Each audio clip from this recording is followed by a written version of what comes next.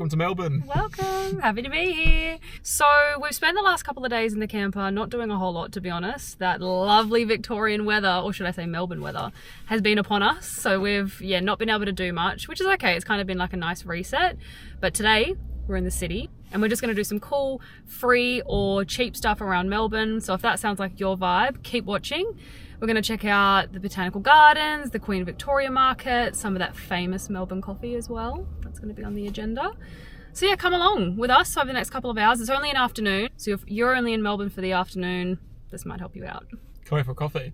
I'm so excited. Traffic's been a bit interesting. Yeah, it's just like Sydney really. Yeah. It's, a little bit chaotic trams. though. Yeah, you can drive on the tram tracks and the tram's right behind you and stuff, so that's kind of intense. But the drive in was cool, like seeing the city appear and then trying to avoid the trams. So much fun. Yeah. So yeah. Let's go explore Melbourne. Let's crack on. The parking situation in Melbourne in a ute with a slide-on camper on the back is not ideal. That's so stressful, isn't it? You have to be in the left lane to turn right.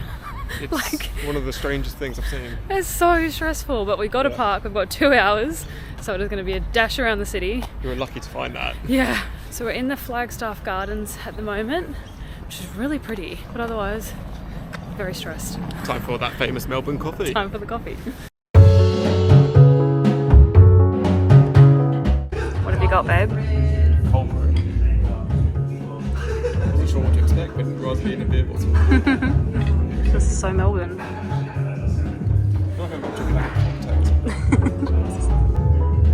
It's pretty good.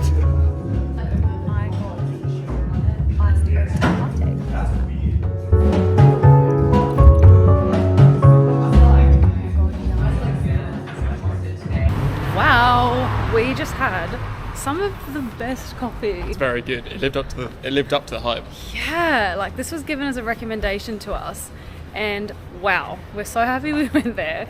Path Coffee, Melbourne CBD. If you're in the area, wow. Beautiful views as well of the city. Yeah.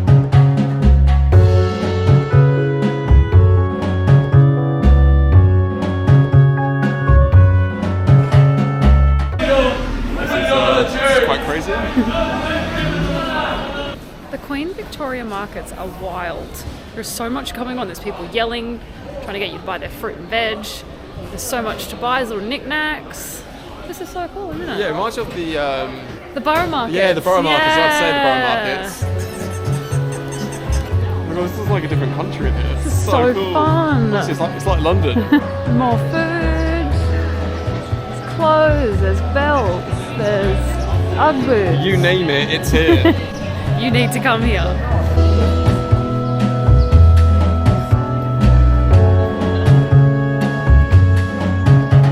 What'd you get? Marchini. Oh, look at these. Cheers. Cheers. Expelliarmus. Back to the car.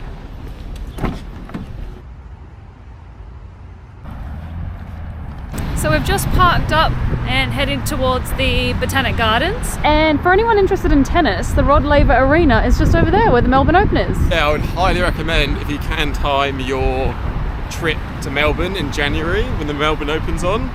If you like tennis, it's an amazing atmosphere and it's almost like a festival as well. There's like live bands, it's awesome. So I want to get there one day. Yeah, I would highly recommend it.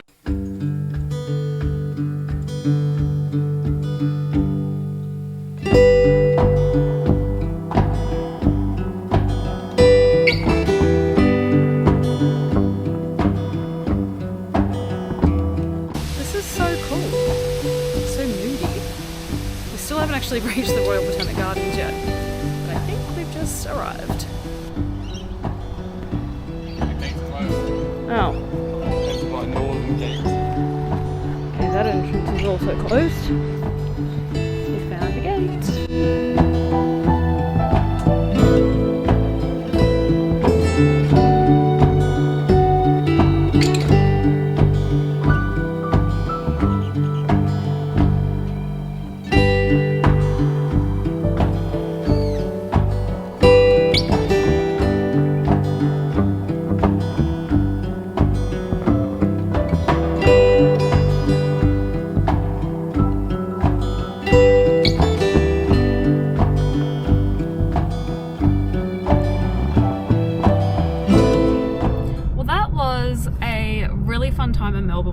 enjoyed it.